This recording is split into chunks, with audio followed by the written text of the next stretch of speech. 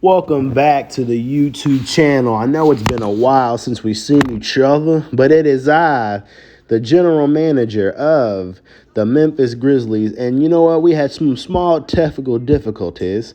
Sorry about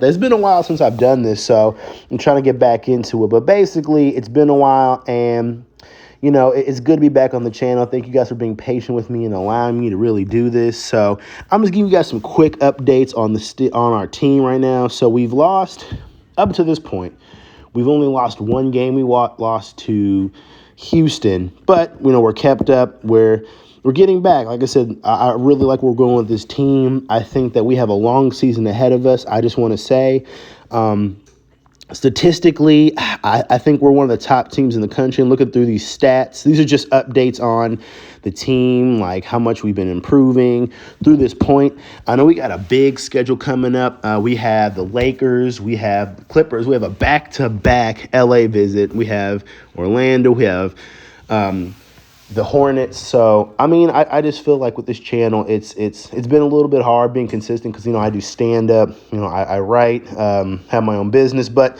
this is a passion, and sometimes you have to sacrifice to make your passion happen. So up into the season, we've been doing well. I think one of the biggest things I've noticed is definitely the trade with Jabari Parker. I think that has been one of the biggest strides we've made statistically. Michael Beasley's been doing pretty good. Our bench is really surprising me. I think, now the hardest part was that we were one of those teams that had to start from scratch. Like other teams had returning players. So seeing Jay Crowder, seeing Darren Williams, seeing Ty really just do well, even Aaron Afuelo. And I just think that we just need to continue to stay focused. We need to continue to grow. We need to continue to stay abreast in our division, actually in our conference. We're doing really well. We're number 2 in the West, and I would like to stay between the 2 and 5 range because that way I know we'll be one of the upper echelons teams. In the East is shaping up pretty well, more than I thought. I knew it would be difficult because I really significantly changed the landscape. That's what I wanted. The biggest surprise has been Orlando. They've been doing really well. And, I wanted to give every team an opportunity to succeed. Like, I didn't want, one team overpowered. So through the season, you'll see me make those changes with players. But here's some statistics on leaders. We want to have at least one Memphis player at the top. We got your LeBron Jameses.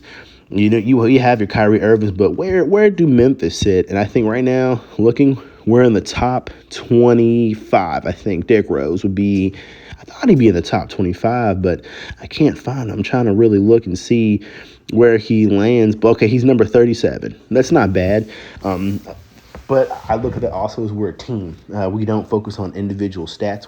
If one player is hot, Ellis, Bosh, Steve Adams, whoever's available, hell, even a bench player. If a bench player comes out and scores 20 points, that's okay.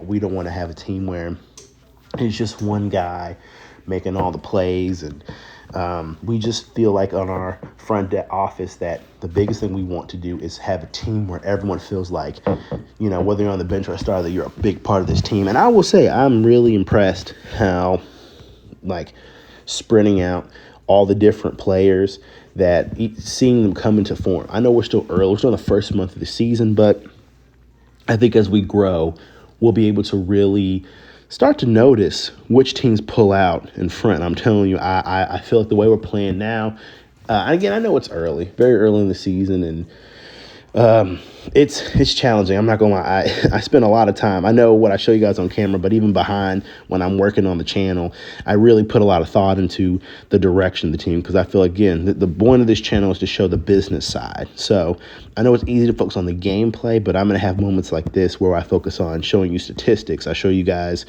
everything. But now, importantly, let's start practice. Okay, so I feel like the flow of our team is really good. Again, for those, who are just new to the channel or just seeing it for the first time, we run a very high octane offense. We really focus on fast breaks and a lot of movement to create positions. Maybe kind of like a spread offense to basketball. I don't know. What's funny? And up until recently, I didn't even really know that basketball had plays. I didn't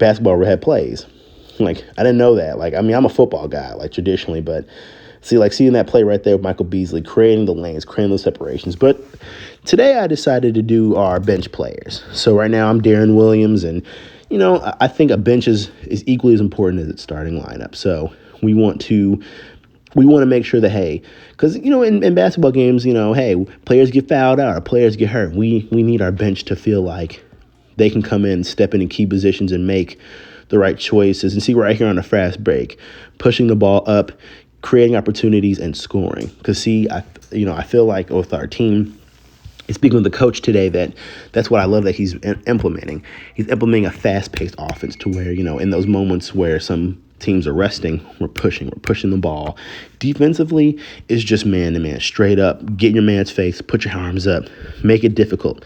And like that, like I said, those quick little plays that can get us points, because especially when you're down, and I have this problem, especially when I'm, playing, and that if we go on runs, that's easy to get frustrated and panic, but we want to create plays to where, we limit runs.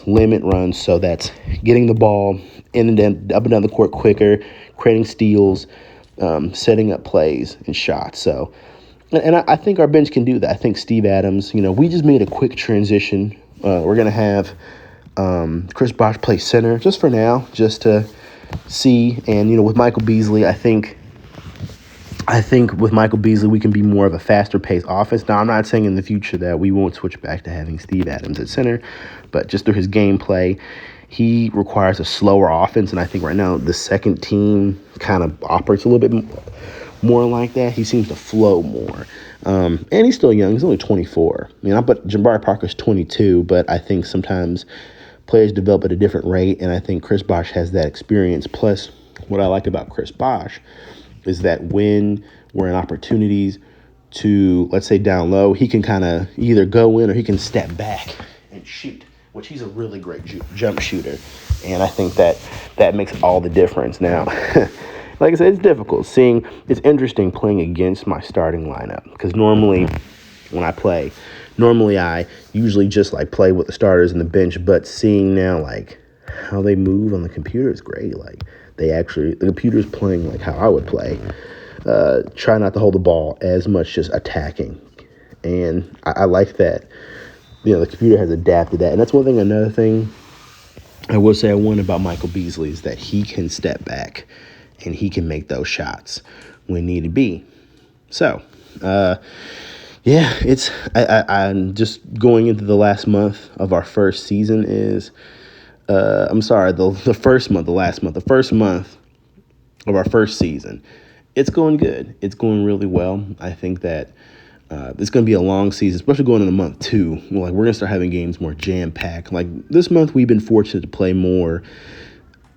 We've been playing more divisional and lower ranked teams, but I'm telling you, coming again, the Lakers, the Clippers, the Nuggets, even on the East Conference, what I've really seen so far with the East, I'm telling you, I'm not going to downplay that. I'm not going to play that we're going to lose some Eastern Conference games, and it's going to be hard. But as long as we stay in that top 5 range as a basketball team, I think we'll be successful. And at the end of the video, I actually wanted to go over recruiting. That's something I think, that was a good dunk. Damn, that was good.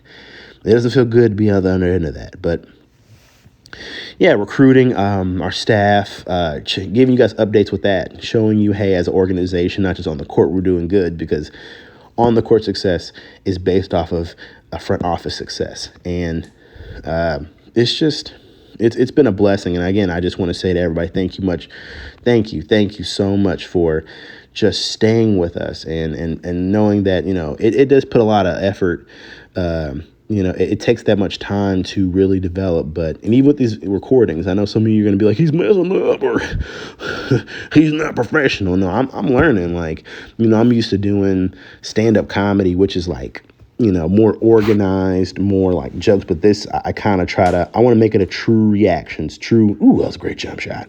I really want to practice and get better just announcing, calling the play-by-plays, being comfortable. And I want everybody to know, hey, if you make mistakes, there's nothing wrong with that. And that's kind of how I am. I don't mind showing on camera that, hey, I might stutter or switch a word around, but that doesn't mean my point is to get it across. It's honestly, I got ADHD, so my mind works a million times more than I think it should when I'm trying to do something. But hey, that's life. So right now, I think our bench team is doing pretty good. I think we're only down by, it looks like 3. So I think we can keep up. I think if we can keep up with a team like this that can move faster, because I know like we're not the only team that plays like this. Like I know there are going to be teams that can move as fast as us. Like I'm not going to, ooh, look at that. That was a great pass. Like that is what I'm talking about. Key focus, right? Down the court, pushing the ball. Great pass by David Lee here to Steven Adams. In. And those are plays that we're trying to create. I know my mind's like jumping like squirrel, squirrel, squirrel, but you got to appreciate a good play. So I think that's what I like. I like that I'm starting to feel a flow within our second team. Like I want our second team to feel like our first team. Like, I want it to feel like it doesn't matter where you are or what position. Because some guys I could put a shooting guard, a small forward, depending on the situation. That's the environment I want to create for our team, that don't get comfortable. Know that like every play, it's going to be something different. Like we're just going to go off flow. Like as far as plays, I will be running a few plays. I try to more or less when I'm in positions where nothing's working, I try to use a play as like a jump starter to get our team going. And I will say what I love about our second team is that, I'm starting to get everyone like Ty Lawson is our drive. Dylan Williams, I'm telling you guys, like his jump shot is crazy. Like he can score easily 6 to 8 points just by shooting. That gets us out of jams a lot. David Lee is very athletic, but underratedly, he can actually shoot. So, well, that's enough of practice, but we did make one big move in the front desk. We hired Brandon Skinner. Now, his level is low, but he has a high potential, probably because he's young.